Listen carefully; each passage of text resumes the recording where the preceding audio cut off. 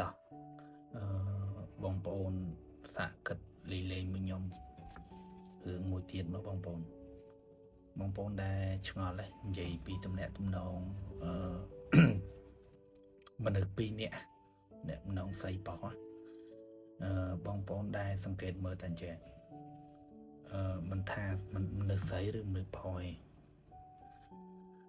បើយើងក្នុងមនុស្សម្នាក់យើងកាន់តែយកចិត្តទុកដាក់មួយ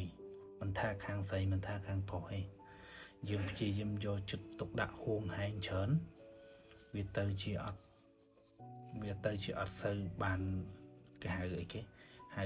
ភាពផ្អែមល្ហែមមកពីម្ខាងទៀតទេបងប្អូនដែលប្រទះឃើញចឹងអត់ប៉ុន្តែបើបងប្អូនធ្វើធម្មតាវាមិនថាឲ្យបង្ងើយគិតតើប៉ុន្តែធ្វើធម្មតាអត់ចង់និយាយថាវាអត់ខាំងខៀខ្លាំងអីខ្លាំងបែរជាខាងម្នាក់ទៀតហ្នឹងមើលទៅដូចជាគាត់យកចិត្តទុកដាក់ឲ្យស្រឡាញ់យើងជាងដែលយើងហួងហែងគាត់ច្រើនអីច្រើនវិញបងប្អូនដែលឆ្ងល់រឿងហ្នឹងអត់បើសិនជាបងប្អូនឆ្ងល់